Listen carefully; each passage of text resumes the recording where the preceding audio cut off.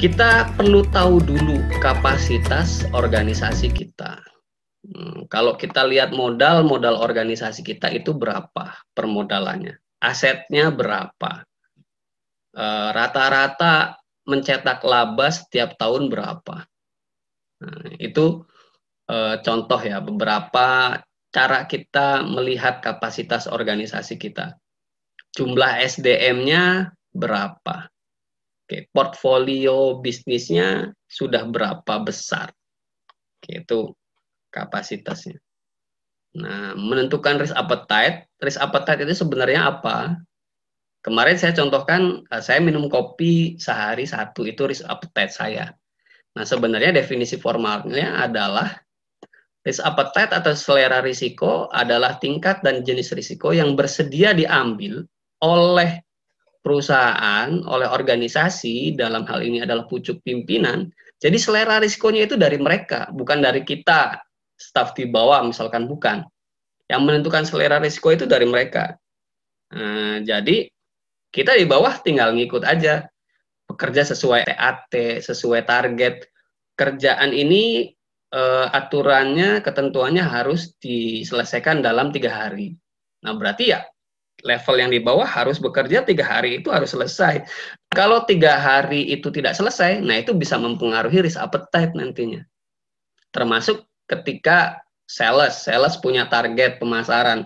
Sebulan itu harus ada penjualan atau closing 5 miliar. Ya harus 5 miliar. Nah, kalau kurang dari 5 miliar bisa mempengaruhi risk appetite. Meskipun risk appetite ini nanti statementnya lebih high level, lebih general gitu, sifatnya lebih general, nggak detail. Oke, mungkin di risk appetite-nya cuma target bisnis tidak boleh ada deviasi di atas 5%. Misalkan gitu risk appetite-nya. Gitu. Nah, tapi kalau salesnya tidak mencapai target, nah nanti bisa mempengaruhi itu tuh yang 5% itu makanya. Gitu. Nah, maka sebagian perusahaan udah yang penting staf yang di bawah itu tahu targetnya apa, SLA-nya berapa hari, itu cukup tahu itu, dia laksanakan sebaiknya, itu akan menjaga risk appetite. Itu ya, kadang seperti itu. Ada juga yang ngasih tahu statementnya secara terbuka, ada. Nah, kemudian risk tolerance itu apa? Ini risk tolerance. Risk tolerance itu tingkat dan jenis risiko yang secara maksimum bersedia diambil oleh perusahaan. Risk tolerance merupakan penjabaran lebih lanjut dari risk appetite. Nah, misalkan gini, risk appetite-nya itu, nanti ada contohnya sebenarnya. Oke. Langsung aja risk capacity. Risk capacity itu daya tampung maksimumnya. Itu ya.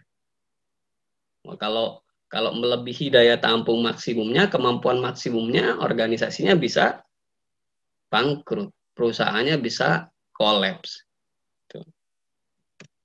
Nah, ini contohnya.